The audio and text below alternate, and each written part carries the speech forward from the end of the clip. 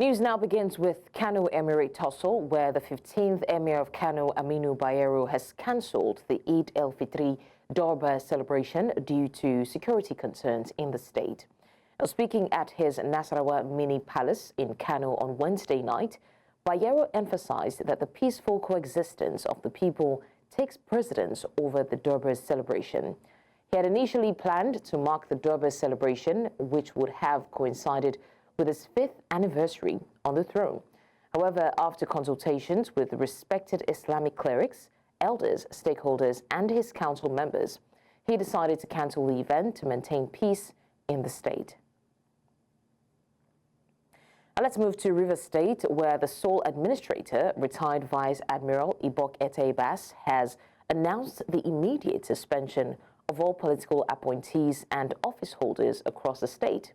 According to a statement released on Wednesday by the Chief of Staff to the Administrator, the decision was made under the executive powers granted to Ibas by President Bola Tinubu. Those affected by the suspension include the Secretary to the State Government, Chief of Staff, Commissioners, Chairpersons, and members of boards, agencies, commissions, and parastatals. Now, others include special advisors, special assistants, and senior special assistants. Ibas, who was sworn in as sole administrator on the 19th of March, took over leadership following President Bola Tinubu's declaration of a state of emergency in Rivers State. This move resulted in the suspension of Governor Simiala Fubara, his deputy Ngozi Odu, and all elected members of the Rivers State House of Assembly for an initial 6-month period. Now, still in politics, meanwhile, youths in Rivers State have declared their support for sole administrator Ibok Bass, describing his appointment as the only viable solution to the state's escalating political tensions. Shortly after electing a new executive committee, the Rivers State chapter of the National Youth Council of Nigeria pledged to work closely with the sole administrator to restore the state's status and stability. The youth group also urged all political actors to halt further litigations and instead unite to restore peace and order in the state. However, they warned that if political stakeholders fail to act with caution, the presidency may be forced to extend the initial 6-month emergency rule. The leadership of the National Youth Council of Nigeria Rivers State chapter will do everything within her capacity to give the best of support to the sole administrator, so that the mandate that was given to him by the presidency, the president went through a democratic process by subjecting the emergency rule to the National Assembly, and they ratified it and okayed it. And we, the Rivers people, are very happy because it has restored peace and normalcy to the streets. This is what we're here for, so that business can flourish, people can progress, people can go about their normal businesses without the fear of a sudden thing that might just happen. We will contribute our own quota through dialogue, meaningful dialogue. We will not protest illegally or carelessly. We will engage the system with relevant conversations, ideas, and support in any way we can to ensure that this administration of initial 6 months succeeds. The president, in his wisdom, has sent a sole administrator to come to Rivers State to calm down every raging wars and every worrying factors in the political crisis in Rivers State. And this new leadership of the Youth Council are willing and ready to work with the sole administrator to ensure that peace is restored back into Rivers State. There has been tensions, there has been a lot of litigations in Rivers State. People are scared. People cannot go about their normal activities because this group will come out, protest about this. Other groups are coming out, protesting about this. But today, everywhere is calm. The dividends of democracy is being delivered to Rivers people. So that's the most important thing. You understand? So all we are yearning for is peace to return back, and peace has actually returned back to Rivers State. So we thank the President of the Federal Republic of Nigeria, President Bola Tinubu, for his wise decision. Even if it's not convenient for us as youth, but we accept it in good faith. Now, in reaction to this, the Secretary General of the Ijaw Youth Council Worldwide, Maobuye Nangi Obu, has strongly condemned the suspension of political appointees and dissolution of statutory boards on Rivers State by the state administrator, retired Vice Admiral Ibok Bass.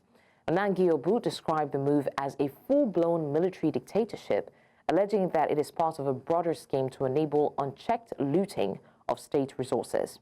In a statement released, he accused the administrator of carrying out a premeditated plan to dismantle democratic governance in the state. He also alleged that the suspension of key government officials was orchestrated by political actors seeking to retain control over Rivers State. Nangiobu warned that the action could trigger a political crisis, arguing that sidelining legitimate government officials would destabilize the state and fuel public discontent. In the meantime, the president of the Nigerian Bar Association, Afam Osigwe San, has emphasized that the essence of the rule of law is governance by law, not by the individuals. While speaking on Breakfast Central, Osigwe stated that all government actions, decisions, and pronouncements must be justified within the framework of the Constitution. He further stressed that the functional government must uphold constitutional principles to ensure fairness, accountability, and justice in governance. We believe that our motto is promoting the rule of law, and Nigeria should be a country ruled by law and not by men, and that actions should be governed by the dictates of the Constitution, both the spirit and the letters of the same. And that whenever any government functionary takes a decision or makes a pronouncement, such pronouncement or decision must be justified in the context of the Constitution, which is 1999 Constitution of the Federal Republic of Nigeria. And looking at the content of the address by the President, we were of the view that the reason stated for the declaration of state of emergency did not meet the requirement of Section 305, I think subsection 2. And also the declaration by the President suspending the governor, his deputy, and the sitting of the House of Assembly, in our view, was also unconstitutional, in that the Constitution does not empower a president or any person, for that matter, except the House of Assembly, to remove or suspend a governor. In this section. Now, in another development, the president of the Nigerian Bar Association also responded to the recent attack on the Koton-Karfi Federal Medium Security Prison in Kogi State, where unknown gunmen freed inmates. Osigwe stressed that prison populations and awaiting trial inmates must be managed in accordance with the law. He noted that escaped prisoners should be recaptured within 14 days, while detainees must be released if the police cannot justify their continued custody within 59 days. This principle, he added, also applies to individuals held in police detention. Law regulating what to be done to avoid having a prison population dominated by pre-trial inmates, or what we call awaiting trial inmates. Now, there are provisions in the ACJA on how remand orders are to be made. And most of the persons in these facilities were sent there by magistrates or courts on remand order, even in the absence of any pending charge against them.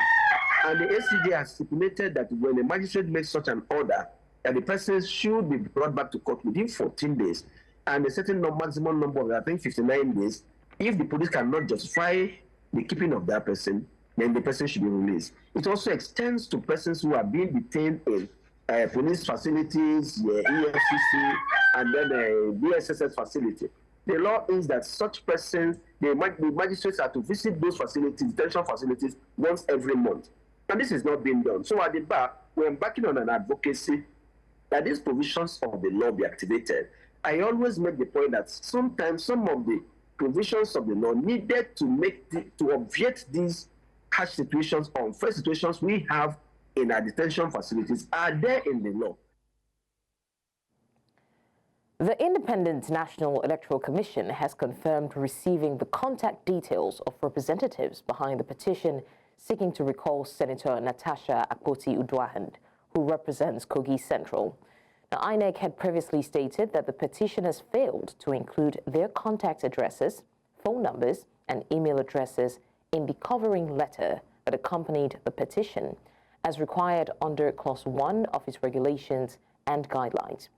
However, in an update on Wednesday, INEC National Commissioner and Chairman of the Information and Voter Education Committee, Sam Olumekun, announced that the missing details had now been provided in a letter addressed to the INEC Chairman, dated 26th of March, 2025.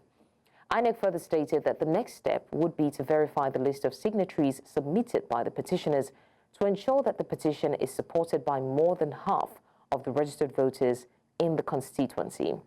The electoral body also reassured Nigerians that the recall process would be conducted openly and transparently.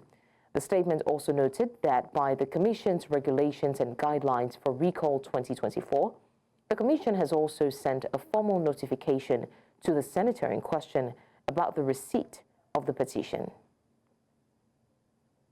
Now, in a reaction to this, the suspended senator representing Kogi Central, Natasha Akpoti-Uduaghan, has criticized the Independent National Electoral Commission for allowing corrections to errors in the petition seeking her recall instead of rejecting it outright.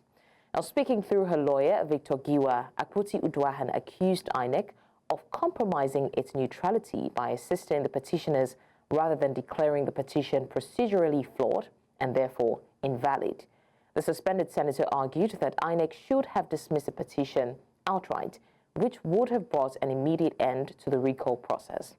She also pointed out that the addresses provided in the petition were limited to Okene, Kogi State, questioning whether the signatures truly represented the entire senatorial district. Now, a legal practitioner and CEO of House of Justice, Gloria Balason, joins us now to discuss this issue. Thank you so much, Gloria, for joining us. Thank you for having me. It's a pleasure. Now, Gloria, I'm sure that you've seen, the issue play out over time. It's been weeks or months on end of this particular conversation.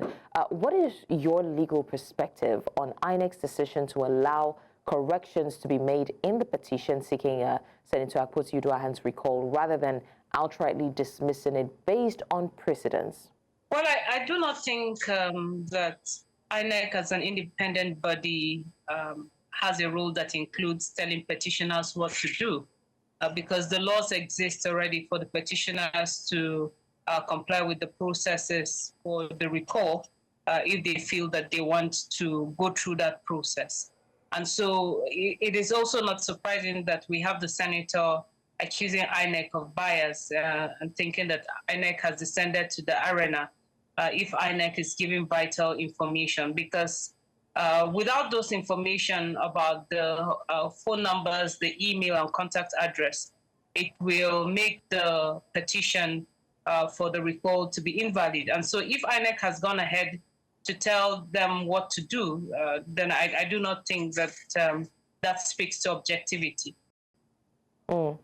Okay, I think another question would be, does amending contact details after submission violate the 2024 regulations and the guidelines for recall issued by INEC? And could this potentially invalidate the recall petition?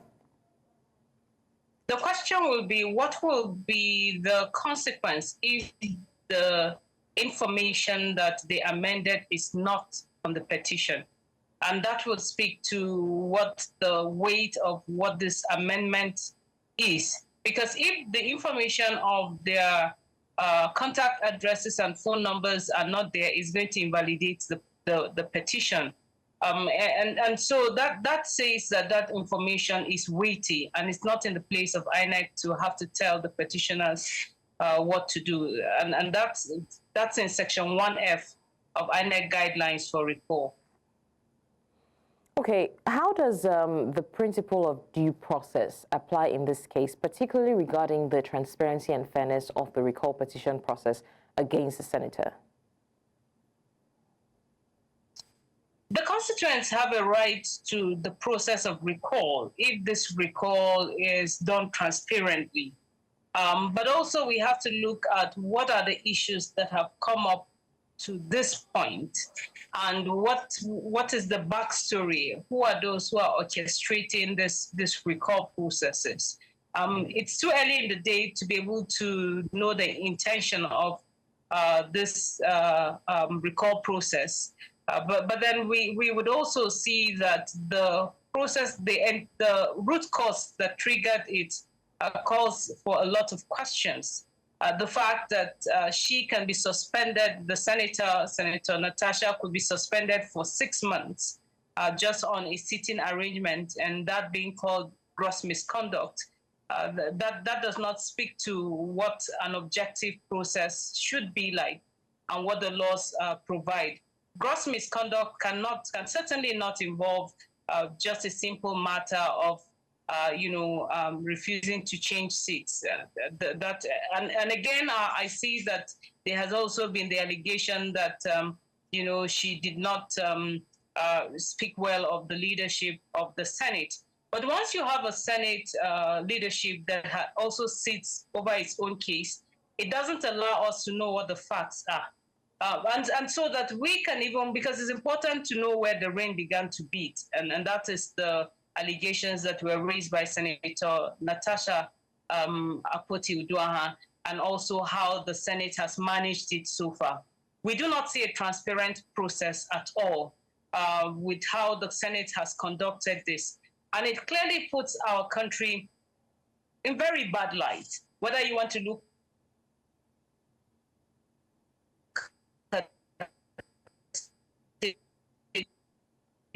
from it's more serious than what it has been reduced to, a situation where a victim who speaks out will then be victimized in this kind of manner. So the whole process so far has not been transparent, and that INEC could also go ahead to give those vital information makes it further shady in terms of whether we want to say that this process is a transparent process or not. All right, thank you so much, legal practitioner and the CEO of House of Justice, Gloria Pallison, for joining us to discuss this. And of course, INEC has said that they would proceed with verifying the signatures. So let's see how that pans out. Thank you once again. My pleasure. It's time now to go on a short break, and when we come back, we've got more stories. To stay with us. Hello, Dr. Good afternoon. Can you hear me? Many thanks for staying with us on the news. Now to more stories. State governments have voiced strong opposition to a controversial bill in the House of Representatives that seeks to remove constitutional immunity for governors, deputy governors, and the vice president, exposing them to prosecution for criminal offenses. This bill, which has passed its second reading, aims to amend Section 308 of the 1999 Constitution. Now, while it remains immunity for the president, it proposes to strip it from other top executive office holders. And with this stage cleared, the bill will now proceed to the House Committee on Constitutional Review for further deliberation and possible legislative action. Proponents, including sponsor Solomon Bob, argue that removing immunity will enhance the fight against corruption and promote greater accountability in governance. However, state officials and legal experts have raised concerns that the move could expose office holders to politically motivated lawsuits, disrupt governance, and potentially destabilize state administrations. Right now, Dr. Ojo, a public affairs analyst, joins us to share his thoughts on this recent development. Dr. thank you so much for joining us. Let me just go straight and ask, do you think the retention of immunity for the president, but not for the other top executive officers or office holders, is a fair and balanced approach? Okay, thank you so much for having me. And I think it's a bit sycophantic if we are to remove immunity for the vice president, for the governors and their deputies, and we are leaving that of the president. It's a bit sycophantic. If we have identified corruption as one of the major issues that we have in the country today that is holding our democracy back from delivering its dividend for the people, then if we think removing immunity will serve, I doubt whether it will serve any purpose, then we should not leave the president out of whatever it is that we are doing. Politically, this is a way of saying that, I do not want the president to see me as somebody who is against his government. I do not want the president to see me as somebody who's going to make a law that will go against his interest. And that's why when people like that come together to present such a motion, they find a way of always wanting to exclude the president. So if there's a conviction that retention of immunity has been one of the issues that we have in the country, then we should be bold enough to remove immunity from the president and everyone that currently enjoys immunity. So how do you think that state government objections to the bill reflect the broader concerns about governance and political stability? Because truth be told, we have seen certain alleged politically motivated, attempts at sitting governors, vice presidents, even presidents. So does this actually reflect the reality of our political stance in the country? Absolutely so. In Africa, just as the former president had once mentioned, one of the former presidents had mentioned, opposition is enmity.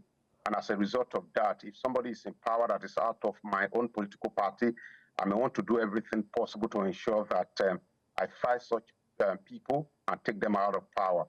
That has been our political culture in Africa. So if you look at it from that angle, you may want to agree with the popular assertion that when immunity is removed, that distractions may come up here and there and can prevent anybody from actually doing the business of governance. And I think that's the main intent of those who drafted the Constitution, that, okay, if we just allow the governor or the president to just be as ordinary as every other person, that political jobbers and merchants may take that opportunity to continue to distract them from offering governance. And you can take this, you can authenticate this assertion by looking at what happens just after every election. You discover that after election, during the tribunal here and there, we always say it is a local parlance in Nigeria that governance is always on break just after election, because the governor will be attending to tribunal and all of that. And after they might have won, we come back to say, oh, maybe now governance can resume. So if you look at it from that angle, it could actually be a very big distraction. But that has not taken away the fact that we have a major issue in our hand. 180 countries were examined by an international body, and Nigeria came 140 in the issue of corruption. From a mark of 100, we scored 26, which makes us a country that is perceived to be a bit very corrupt.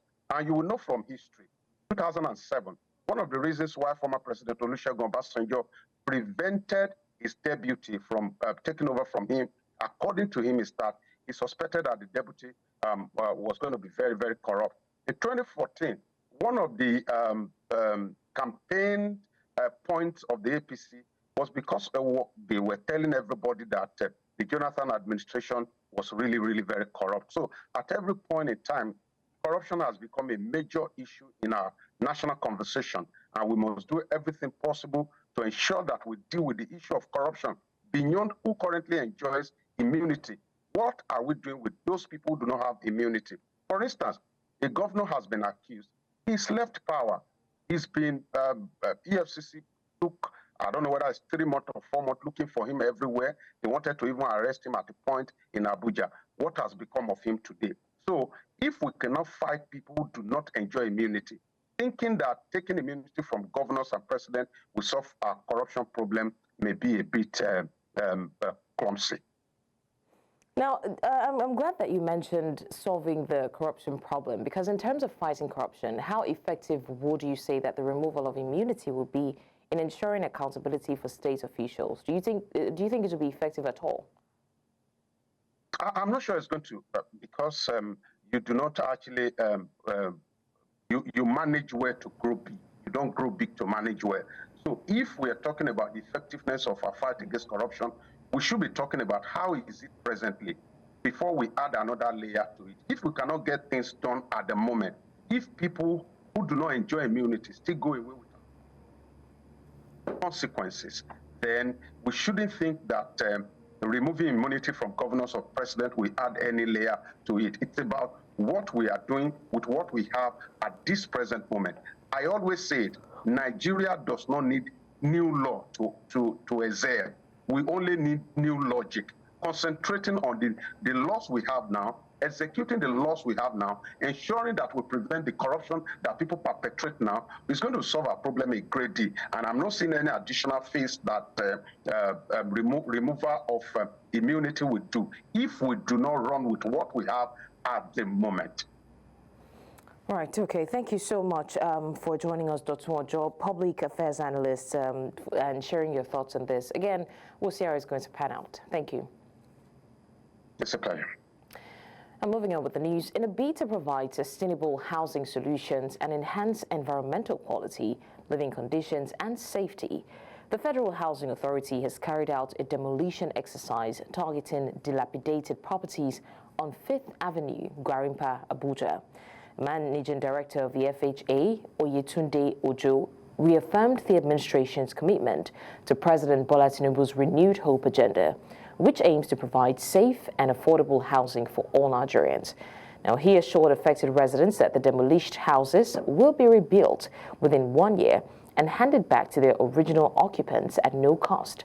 Following the demolition, the FHA management has implemented development control measures to ensure strict adherence to approved building plans and regulations. A year ago, our attention was called to this building, a dilapidated building of ours, and quickly we had to go and do an integrity test and do a soil test, and we realized there should be a demolition exercise to be carried. When there's an integrity test issue on most of our properties, quickly our PI department, that's projects, our engineers, qualified staffs, and everybody done writing. So we had to sit down with the allottees or the occupiers of the place. The most important thing is, one, safety of life, and secondly, with the Renew Hope agenda, in most cases, people are always afraid. After demolition, what next? Will the properties or their allocations be given to somebody else? And one of the first things we try to do is to make sure nothing to worry about, safety first, then we would reallocate to the original occupier. Safety first, and ensuring that the occupiers do not lose their property. When they called our attention to this, apart from physical examination, we carried out structural integrity tests on all the structural members, and we discovered it has failed. So, and because the safety of everybody is important to us, so we evacuated them, and we are demolishing now. And what we are doing is control demolition. We make sure that we adhere strictly to all environmental laws in demolishing places like this. Because initially we were scared. When we got the property, we didn't know that I have structural defects. So the glory of God, we are scared if FHA will collect the building from us. But when we wrote, immediately they came to our rescue. So the glory of God, I want to thank God and thank the MD that have assured us that after the building it back, all of us will get our own flats. Residents of Aguda CDA in Surulere, Lagos have marched to the Federal High Court in Ikoyi to protest against soaring electricity bills. They claim that since being moved to Band A, their electricity charges have become unbearably high and unaffordable. The protesters are calling on the government to intervene and provide relief. Now, Fidelity Bank PLC and 3 other defendants have challenged the jurisdiction of the Federal High Court in Lagos over a case filed by the Attorney General of the Federation involving the alleged conversion of 19 billion naira belonging to Woobs Resources Limited. The legal dispute came to light on Wednesday, 19th February 2025, during the scheduled arraignment of the bank, some of its officials, and a subsidiary company. The defendants argue that the court lacks the authority to hear the case, setting the stage for a jurisdictional battle between or before the trial can proceed. Now, it's 20 years after Chief Frederick Rotimi Alade Williams, a legal luminary, first senior advocate of Nigeria and founding chairman of the Patriots, passed on. In his honor, the Patriots put together a memorial session that did not only recognize his legacy, but also focused on the ongoing push for a new people's constitution in Nigeria. Our correspondent, Israel Ifirobo, was there for News Central. 2 decades after his passing, Chief F.R.A. Williams remains a towering figure in Nigeria's legal and constitutional history. To mark his 20th memorial anniversary, the Patriots, a group of eminent statesmen and intellectuals, hosted a special session in Lagos to discuss his vision and the urgent need for a constitutional reform. Today marks the 20th anniversary of his transition to the great beyond. And therefore, we have decided to honor his legacy by putting this advocacy session in place. Scribe of the Patriots shared how a delegation last year visited President Bola Tinubu on the urgent need to replace the 1999 Constitution and how far they have gone with the process of enthroning a proper federation for Nigeria. The leadership under the head of Chief Emeka Anyoku GCN led a delegation of the Patriots on August 9, 2024 to the President Bola Tinubu in Abuja, to appeal to him that we needed to do something about the political architecture of Nigeria.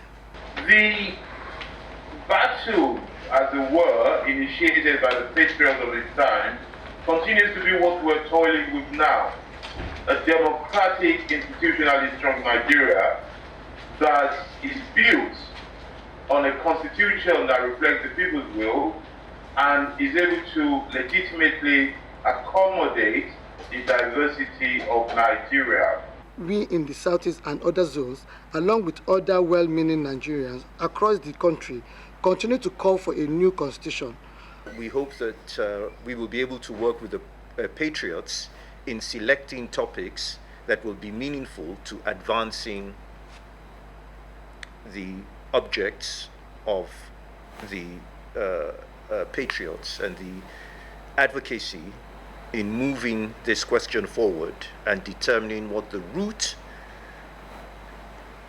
to true federalism is.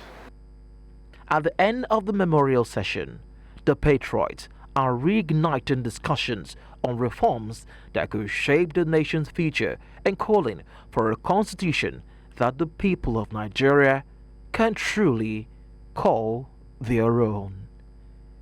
In Lagos, for News Central, Israel Efirobo.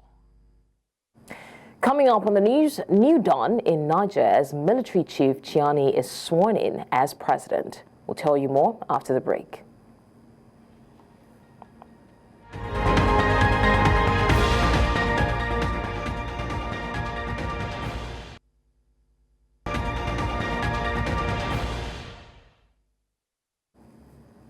Many thanks for staying with us. Now, the head of Niger's military regime, who seized power in a July 2023 coup, has been formally sworn in as the president of the republic for a minimum term of 5 years. In his inauguration speech in Niamey, Abdourahamane Tchiani described his presidency as a new beginning for a sovereign Niger committed to national development. A veteran soldier, Tchiani was also promoted to the country's highest military rank of Army General. Shortly after taking office, he signed a decree dissolving all political parties, further consolidating his grip on power. His actions defied pressure from regional blocs pushing for a swift return to democracy following the 2023 coup that ousted Niger's elected government. Now, in East Africa, South Sudan's opposition has strongly condemned the arrest of first Vice President Riek Machar, stating that it has effectively nullified the 2018 peace agreement between Machar and President Salva Kiir and could push the country back into war. A convoy of 20 armed vehicles stormed Machar's residence in Juba late on Wednesday, detaining him in what is seen as a major escalation of the conflict. The 2018 peace deal, which sought to end a brutal civil war that claimed around 400,000 lives, has been steadily unraveling in recent months. The United Nations has also expressed deep concern, warning that Machar's arrest could plunge the country into renewed violence, with fears of widespread unrest and retaliatory attacks growing among the population. And in South Africa, the Economic Freedom Fighters has condemned the nomination of Brent Boswell III as the United States ambassador to South Africa, calling it a hostile move by the Trump administration and a declaration of war against South Africa. Now, the EFF argues that Boswell's nomination is a deliberate political statement aimed at advancing conservative U.S. interests in South Africa. Trump's nominee, Boswell, founded the Media Research Center, an organization established in 1987 to promote conservative values and expose liberal media bias. Meanwhile, South African President Cyril Ramaphosa has announced plans to appoint a top-class successor to replace former Ambassador Ibrahim Rasool. Relations between the U.S. and South Africa had already deteriorated under former President Joe Biden, particularly after South Africa refused to take sides following Russia's invasion of Ukraine.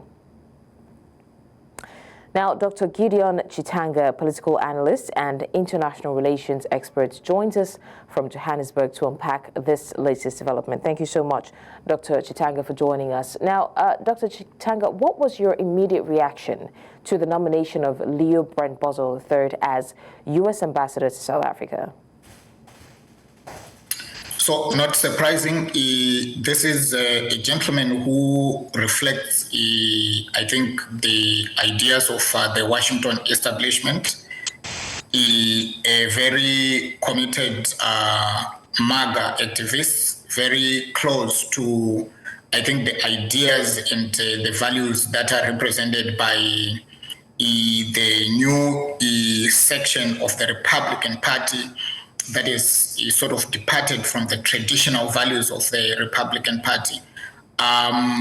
So I'm not surprised. I really expected that Trump would appoint someone who would be so closely identifiable in terms of his leanings to what we have at least experienced in the past few weeks as the posture of the new U.S. government. Okay, so how can both countries successfully navigate their differences and let's engage diplomatically despite political tensions? Well, what is probably more important than the individual is that the ambassador, the nominee, once he is accepted as the ambassador, both passing the nomination process and coming to South Africa, he will have to address issues. I think this creates room for both Pretoria and Washington to start engaging on the key issues that they are dealing with. At the moment, it's not really clear what Washington is really concerned with. What we have heard, or what we know, are a lot of media statements, some coming out of social media, and some of them quite extreme. If you like, you can call it propaganda or lies on the side of the U.S. But there are still no clear issues as to what the U.S. wants and seeks in South Africa, and we hope that the appointment of the ambassador will then create that opportunity for the U.S. to be very clear and very transparent about those issues that are of concern. On the side of South Africa, I think that South Africa has had a consistent value-based foreign policy, quite grounded on its constitution. So it's a very predictable foreign policy. In terms of addressing domestic issues, South Africa, like many countries in the Southern African sub-region, face very delicate historical issues, particularly with respect to addressing the legacy of colonialism in as much as it affects the distribution of land, empowering of the formerly marginalized African or Black people. And part of the agreements that were made in 1994 embraced this kind of challenges in pursuing a program of empowerment and addressing historical marginalization and oppression.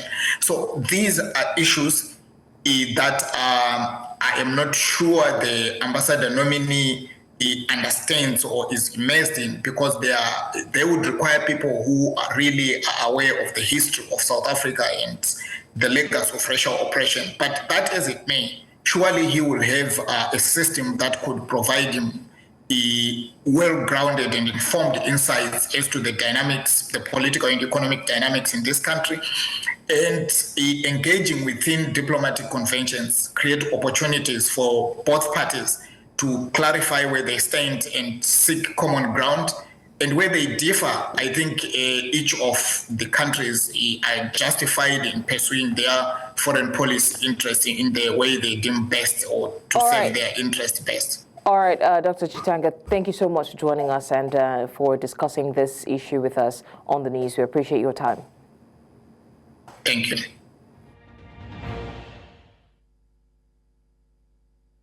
Now to business. Oil prices remained steady on Thursday as markets assessed the impact of new U.S. tariffs, while concerns over global supply kept prices near one-month highs. Now, by 9:12 GMT, Brent crude futures slipped 23 cents to $73.56 per barrel, while U.S. West Texas Intermediate crude fell 21 cents to $69.44 per barrel. This follows U.S. President Donald Trump's decision on Tuesday to impose a 25% tariff on potential buyers of Venezuelan crude, further pressuring the market. Sources indicate that India's Reliance Industries, operator of the world's largest refining complex, will suspend Venezuelan oil imports in response to the tariff announcement. Meanwhile, analysts at Asian bank DBS do not expect oil prices to return to the higher levels seen earlier in 2025, citing uncertainty over U.S. trade policy and the potential for an escalating tariff war, which could weaken global demand. And now to discuss this, we're joined by energy consultant Seun Daniel. Thank you so much, Seun, for joining us. Good afternoon. Thank you for having me. Good afternoon, an absolute pleasure. Now, Seun, how significant would you say that the impact of the new U.S. tariffs is on Venezuelan crude on global oil markets? Well, the current tariff, which they are setting at 25%, definitely will be kicking off in a couple of days, beginning of April. It's quite a big deal, but it's not a total game changer because, Venezuela right now, they're doing about, 700,000 barrels per day. And half of that is going to China and also to India. It's still a small slice of the entire global pie because we're talking about roughly the market of 100 million barrels a day. So 700,000 barrels wouldn't exactly do much. However, the Venezuelan crude is heavy crude, and it is very critical to certain refineries. So there might just be we might witness a little, supply scare to impact the prices a little bit. But the thing is, the likes of China and India may not fully back out, and they will see an exposure to black market, just the same way we still have Russian oil. Despite all the sanctions that Russia has, we still see Russian oil being traded in the global market. All right, thank you so much, Seun Daniel, for joining us. It's a pleasure. All right, I would have loved for us to have that conversation extensively, but this is the much we can take right now. All right, that's fine. Have a great day. You too. All right, right now we'll be going to the Senate, where disagreement over the immortalization of Professor Humphrey Nwosu continues to cause a stir in plenary. Southeast lawmakers want the INEC headquarters named after him as a symbol of his transparency. Lawmakers such as Adams Oshomole says he wasn't without blemish, as courage failed him when it mattered the most. And I will say this to you, sir. Mr. President, I have attended a lot of courses in the business school and management schools. And I know there's a difference between effort and result. Mr. President, nobody rewards efforts. What people reward is result. Today, Mr. President, I'm being called Senator Cyril Fashui. And this is my fourth time attempting to come to this red chamber. And that is the only time I am being called a senator. We thank God for everything that Professor Humphrey Nwosu did. But there's something lacking. The result was not there. Everything that anybody have said here is about the effort. Sir, we have seen a lot of national infrastructures being named after individuals. I know the one of the police, which is the Kumasi. I know the one of customs, which is for Duke. And I know institutions, Obafemi Awolowo, Nnamdi Azikiwe. There is nobody who will argue against the naming of these national infrastructures to these national icons. Mr. President, Professor Humphrey Nwosu only made efforts as long as he did not announce the result, whether you are under duress or you are under anything. It cannot be called. It cannot. That election cannot be said that he has conducted a successful election. In view of this, I want to say vehemently that I, Senator Cyril Fashi, representing the good and decent people of Ekiti North, having searched my conscience, I am against the prayer that it should be immortalized by naming INEC headquarters after him. Thank you. I so submit.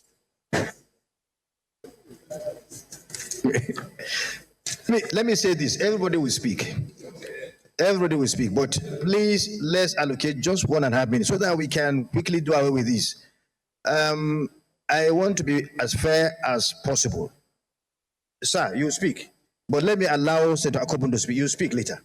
Akobundo, you have the floor. From Abia State. Thank you, Mr. President, my dear colleagues.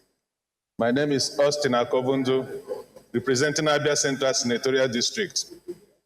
Your Excellency, today we're discussing a man, in my opinion, and in the opinions of so many Nigerians, who did so much to bring the current democracy to fruition. I was in service, and I know a whole lot about the doggedness, the courage that Humphrey Nwosu declared up to the point he was stopped from continuing with the results. To stay here and not acknowledge that Humphrey was a fighter who stood his grounds against the military leadership to ensure that democracy was enthroned is most uncharitable. Some of the things I would have said have been taken by my colleagues, so I want to join those who believe that Humphrey Nwosu did a great job to enthrone democracy in ensuring that his name is immortalized. And recently, certain actions in the country have thrown up the role he played in positive light. Recently, the former president, Ibrahim Babangida, owned up to his mistakes. If Humphrey Nwosu did not conduct a credible election, how would Abiola's election be validated? So it was a validation. And it's very uncharitable for Senator Shomole to say that while he was alive, he didn't do anything. Let me bring it out that Humphrey Nwosu published a book where he detailed all that happened, including the results that validated Abiola's election. So I join my colleagues, those who agree, to state that Humphrey Nwosu remains a great man in our hearts and that he should be given his rightful place in the Hall of Honor in this country. Thank you, Mr. President, for this opportunity. Senator Karim, you have the floor. Thank you, Mr. President, my colleagues. My name is Karimi Sunday Steve. I represent the people of Kogi State. There's this fact. In whatsoever we do, one day we are going to live here, we are going to leave the world, and we are going to be remembered by what we have done. If you do well, posterity will remember you for good. We are now judging or talking about Humphrey Nwosu. He has finished his course. Now it is left for his creator to judge him. Yes, he was here. He did his best. He conducted an election. He tried his best midway. Everything was truncated. And he was not courageous enough to speak out. There are others after him that also worked in INEC and did a lot of work there. One thing we cannot take away from Nwosu is that he tried his best. But we need to be careful. It is the responsibility of the executive to name any structure after anybody. It is also the responsibility of the executive to give national awards to whomsoever they feel is deserving of it. And we know our president now, he was a factor and he was part of those that struggled for the actualization of June 12. He worked hard for it. He worked hard for it. President Obasanjo was there as president for 8 years. He did not name anything after Nwosu. Nothing was mentioned about him. Even Yaradua was there. President Goodluck Jonathan was there. After Goodluck Jonathan, Buhari was there for 8 years. And now that Nwosu is gone, you want President of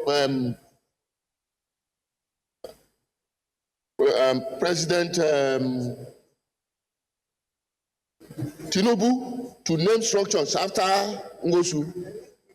It will not happen. It will not happen. Tinubu will not do that. So we don't need to force him to do anything like that. So let's just limit ourselves with what we can manage here. We rise up, say a 1 minute silence for him. That is over. That is over. Let's not go beyond what we can control. That is what I will say here. Thank you. Senator Yahya Abdullahi, please, after to contribution, let's just go to the prayers because of time. Yahya Abdullahi, Kebbi North. Mr. President, distinguished colleagues, I think we are using too much emotions and not much of the facts of the case. I call myself a victim of June 12th, precisely because I contested for the Secretary Generalship of the SDP in 1993, and we lost the election to Sule Laifido for the former governor of Jigawa State. After that, we had a lot of trouble selecting the vice presidential candidate. I was in the Kingibe faction, and we were able to defeat Atiku Abubakar to get Abiola to name Kingibe as vice president in order to have a seamless election. We went through that process, and we knew we won the election. It was annulled. Everybody knew what happened, or what happens under the military. To accuse this late gentleman of not allowing the election, not announcing the election, I think is very, very ahistorical and uncharitable. Mr. President, even under duress, he was not even to have conducted the election in the first place, but he went ahead and conducted it against the military who appointed him. After the election results started coming out, and it was aware that Abiola won the election, Nwosu asked his Director of Legal Services, Malam Buhari Bello, who is still alive, he's my junior brother, to go to court. Buhari went to court, and he won in the court in the Federal High Court. The appeal, he went to the Court of Appeal. Like my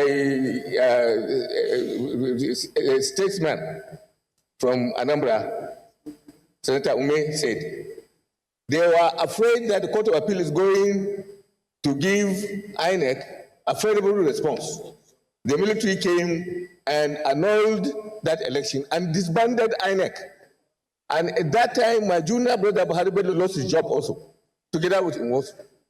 Now, how come, with this historical narrative, some of us are alive, we are participants in that process. There are some people here who are talking, who have never been part of the process. And then you are coming out painting certain historical narratives which are wrong. Please, let's honor ourselves and uphold what is right and do the right thing. Thank you, Mr. President. Now, Senator Titus has the floor. After Senator Titus, then of course we have Senator Osita, and then Senator Sadio, SAS for Labi, and then Senator Solomon Lamilekon will round up so that we can just put the vote, please. Mr. President. You want to speak? Okay. Distinguished colleagues, I am Senator Dr. Titus Tatengizam. I represent Benue Northwest Senatorial District. Mr. President, as you can see, this issue has generated a lot of interest, not just because of the personality involved. It is because INEC, being a very critical institution in the promotion, advancement of democracy, would naturally attract attention, either for good or bad. I want us to situate our debate in the context of national service and intellectual excellence, which Professor Henry Nwosu is supposed to exemplify. Nwosu was a professor of political science, someone who by training was supposed to deliver excellent election to Nigeria. Humphrey Nwosu was also appointed for national service. From these two backgrounds, he did not achieve any of them. They say to whom much is given, much is expected. A professor of political science heading INEC could not deliver result. That is how you can assess him. It doesn't matter whether the circumstances were positive or not. If it were not positive for him to do so, he would have resigned. He didn't resign, which means he stood out to do the job. So on that score, he did not succeed. Now, national service. When you are called to serve the country, what you are supposed to do is to go to every extent to defend and deliver your mandate. As far as we are concerned, this gentleman did not conduct himself properly enough to deserve any national recognition at this moment. He did not deliver. Thank you. My colleagues, you see, we have a lot on our other paper, but I will not deny you the right to speak. People want to speak, you want to speak, but please try to summarize what you are going to say. I will allow you one minute, please. Just 1 minute, so that we can get over this and then move forward.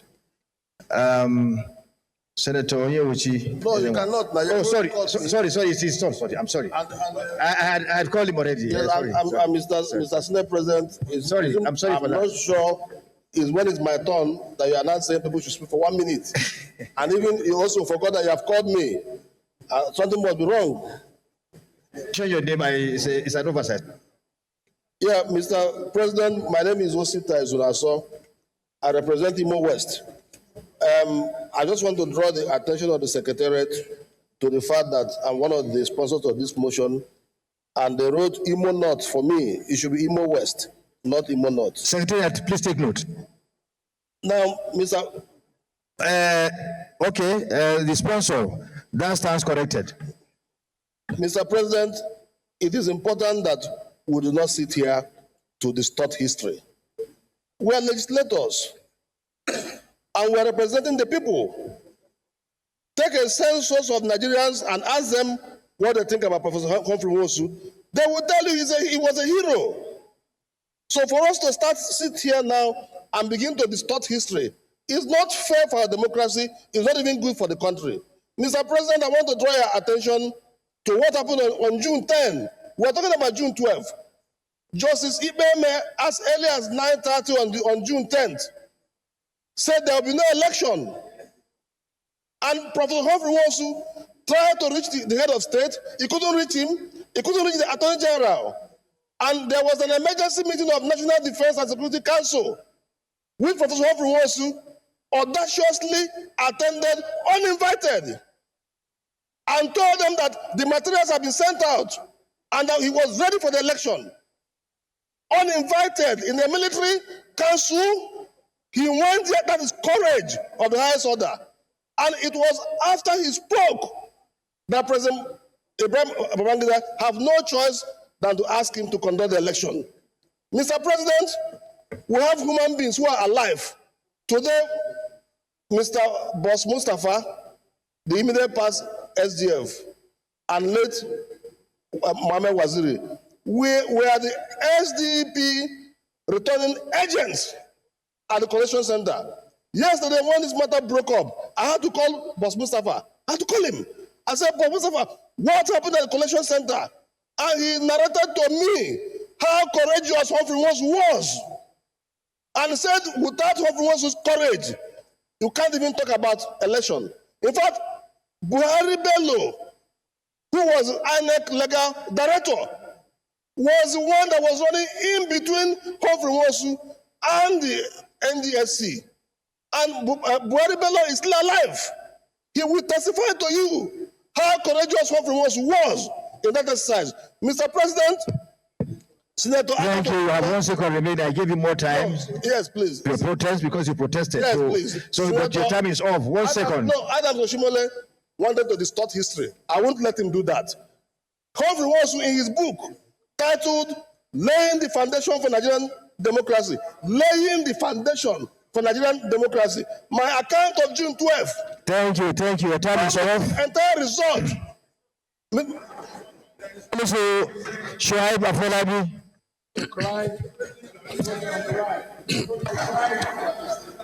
I'm just trying to be fair. I have the floor. When someone here speaks, another person having divergent views should speak. That is a balanced thing.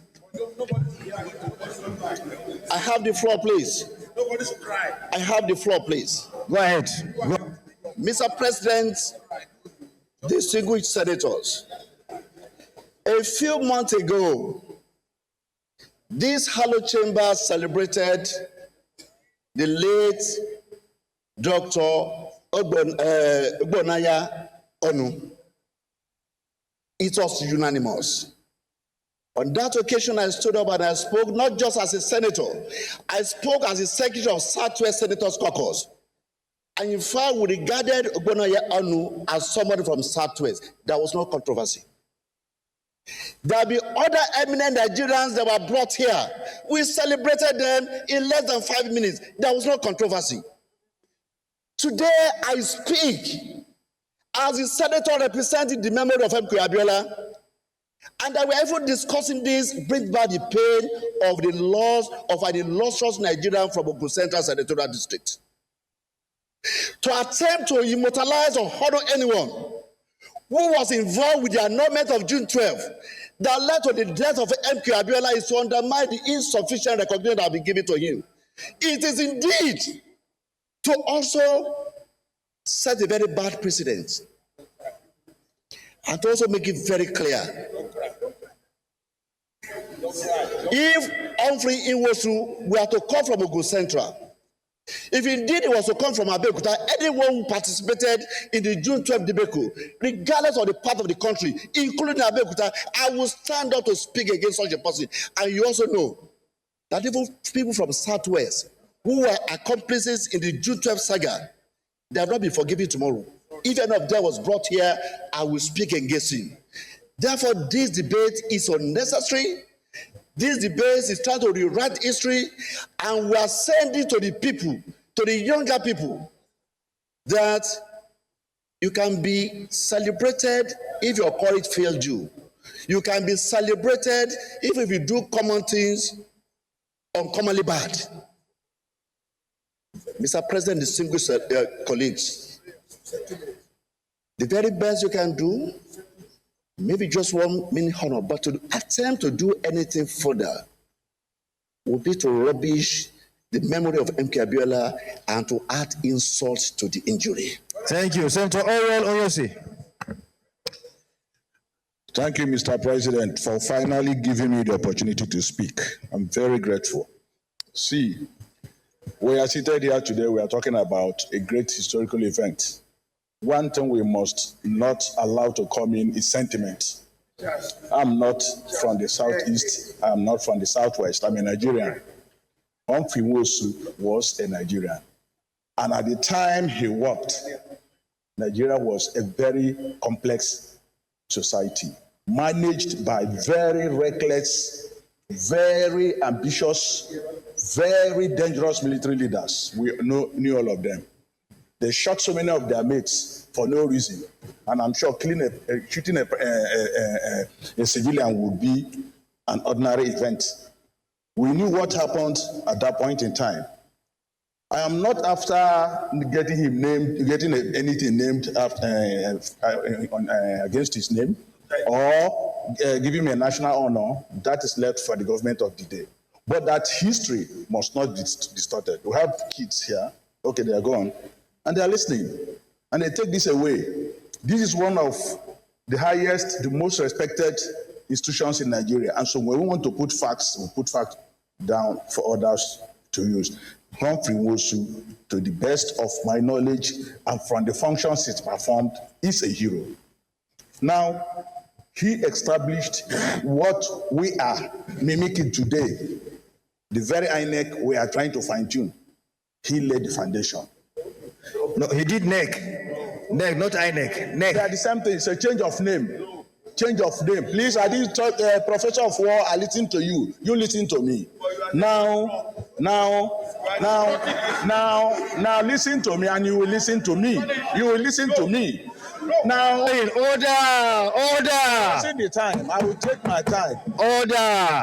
Order, please. It was a mistake, and we get that corrected for him. It was NEC, not INEC. It's just a mere correction. Yes. So, and it's human.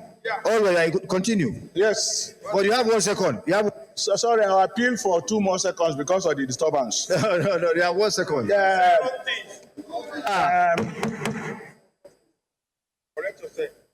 There were elections conducted at that period, not just presidential election. They were successful. Don't forget, he conducted local government elections. They were successful. State elections, House of Assembly, reps, and Senate, they were all successful. Governorship. When it was time for presidential election, we knew the interplay of forces. And have 1 second remaining, 1 second. Well, I want to say that we should be honest and we should be fair to people. Humphrey Nwosu is a hero. Nobody could have done better than he did at the point he performed. May his soul rest in perfect peace. Amen. Now, you need, please, you need to be patient because time is running fast. This is one. We'll just have to allow maybe 2, 3 people to speak because the time is far against us. No, you speak. You're going to speak. Senator Fadahonsi. We'll come here. Don't cry. Nobody should cry. Thank you, Mr. President. My name is Senator Fadahonsi, Osun East. Generally, most of all the people that are talking about Nwosu, most of them did not know much, as at that time they were very young. Some were still in the university. Now they are here.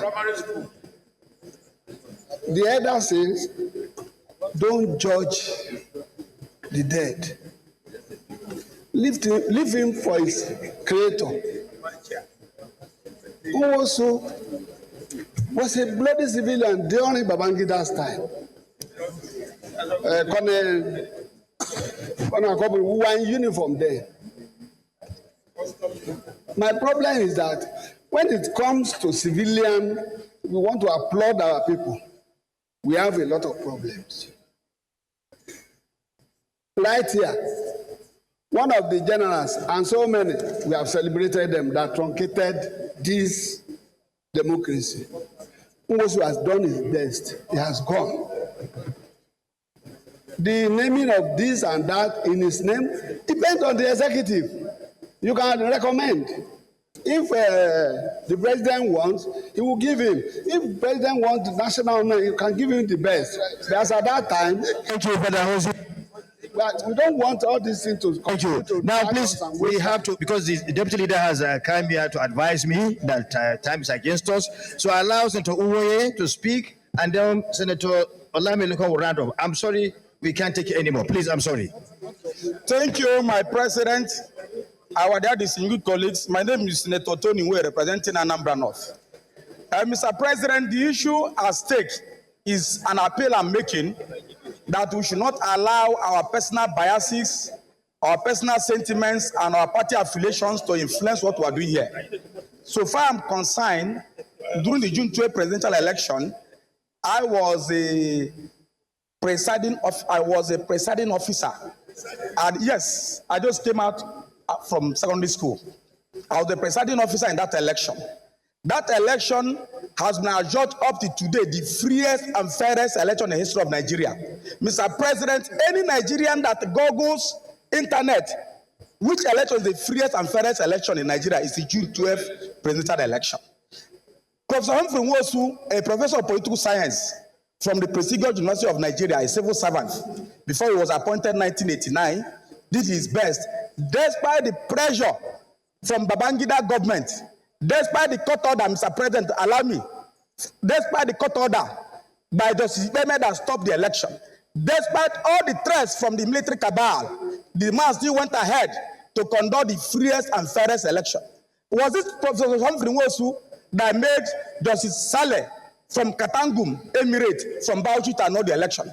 Was it Justice Professor Humphrey Nwosu that made the military cabal to throw Nigeria into confusion? It is highly unfair. One of my colleagues mentioned about the honor. How was it remaining my brother? Is it because he belongs to a particular political party? Let us not distort facts. It's very disappointing that some of us should be distorting facts just because Professor Humphrey Nwosu is an Igbo man. Thank you very much. Allow this motion to speak. Thank you, sir. I rest my case. Thank you. Please, order, please. Hello, sir. Now, 99.9% of those who want to speak have spoken. I will allow Senator Samson, Senator Ezenwa, then last. Hello, sir. The list, Senator Solomon Olamilekon. Thank you very much. I have a minute. Thank you very much, Mr. President of the Senate, for allowing me this intervention, as it were. I think we are getting the context of this motion disjointed somewhat. I think the central issue here is not whether we name the headquarters of INEC in memory of Nwosu. The critical issue here is the honor that Nigeria owes this great man.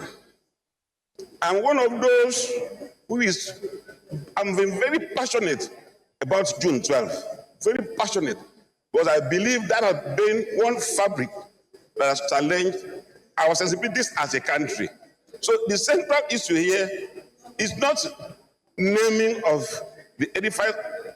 The central issue here is the honor, because if Nwosu is not celebrated, who must we celebrate? Is it Otonzeribe or the judge who gave that judgment? I am of the opinion that outside whatever might be named after him, which of course is outside our past, as it were, we can at best recommend. But the central issue is that this man showed courage when that was necessary. He had all the opportunity You have 1 second. Your time is off. Senator, you have the floor. Then Senator Solomon. So I think we can. Your time is off. Your time is off. Naming that edifice after. Thank you, Mr. President. My name is Ezanwa Onyewuchi, and I represent Imo East Senatorial District of Imo State. Mr. President, distinguished colleagues, I am indeed very worried that the achievements of Professor Humphrey Nwosu is being subjected to such fierce debate. There's no doubt, Mr. President, distinguished colleagues, that Professor Humphrey Nwosu is an architect of the freedom we enjoy today as a nation. Humphrey Nwosu He has the floor. Allow him to say his mind. No doubt is the hero of the June 12th election. And there's no doubt that he introduced something that was very novel to us, the option A4, and conducted an election, adjourned the freest election that we You have 1 second remaining. 1 second. had.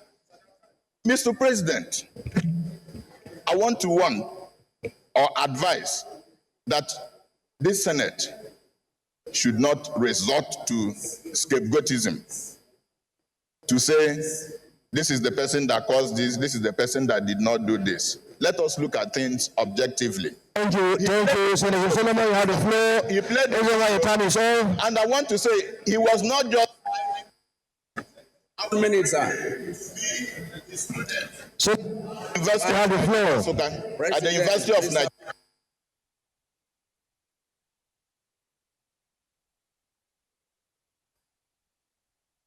Let me round up, Mr. President. The time is off. Because I don't want us to pin Professor Nwosu to just the INEC job he did. He was an erudite professor. Thank you. Your time is off, Senator Ezanwa. Solomon Elamilekon, you have the floor. Pro June 12.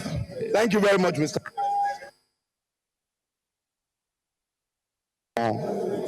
Representing Ogun West Senatorial District.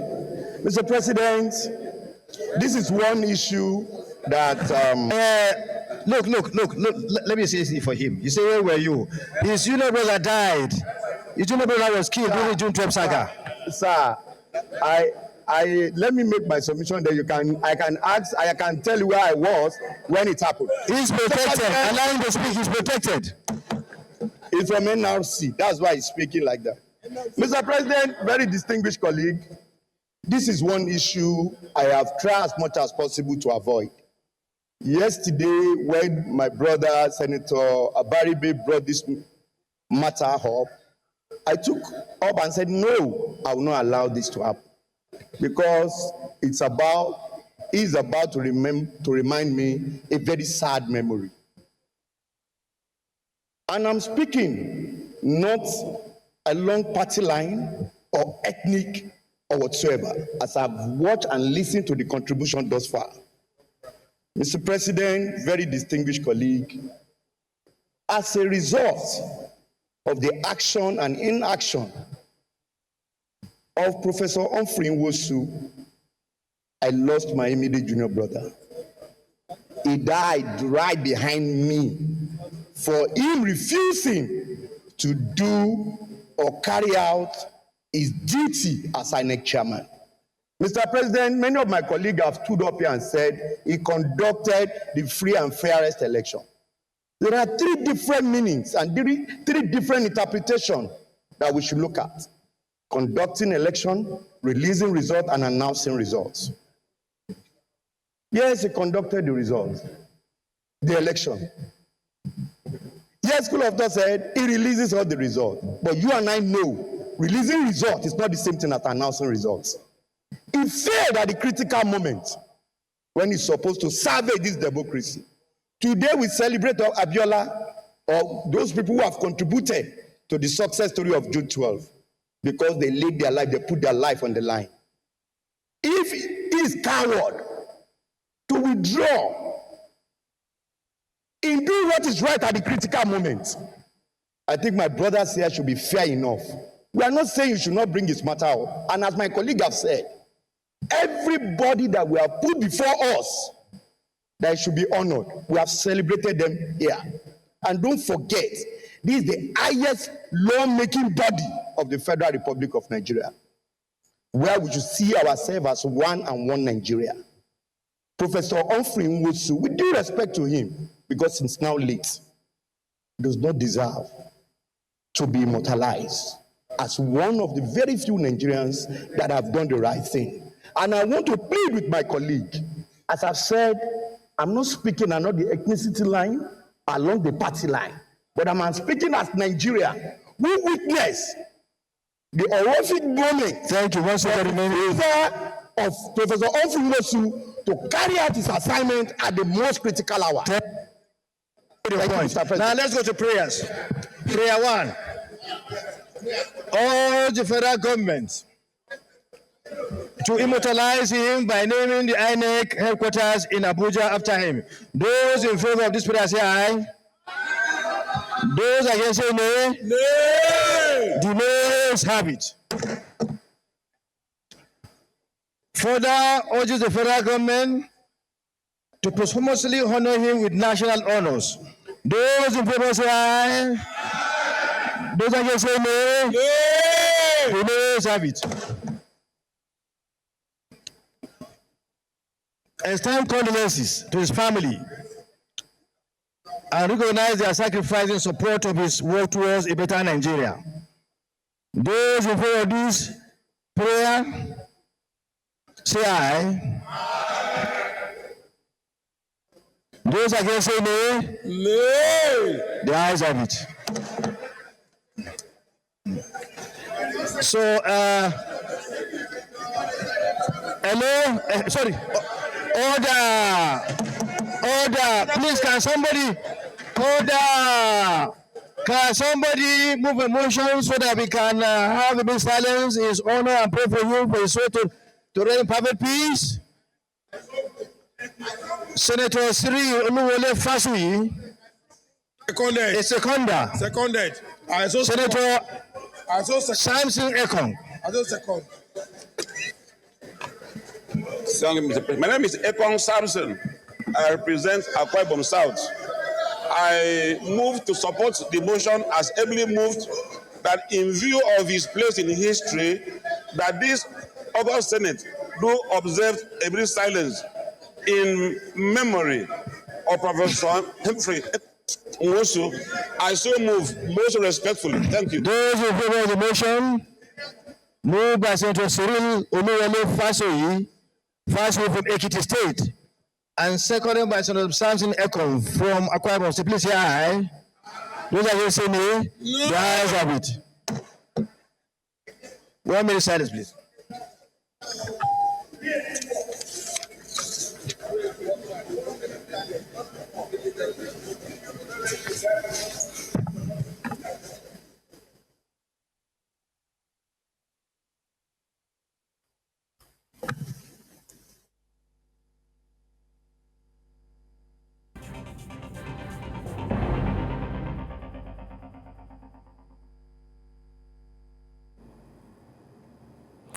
All right, what you've just seen is the disagreement, of course, on the issue of immortalizing Professor Humphrey Nwosu, late Professor Humphrey Nwosu, which has continued to cause a stir in plenary. People have given their diverse opinion, citing incidents of the June 12, June 11, respectively, talking about things that he did during the elections, and some says that some of his acts were more cowardly than heroic.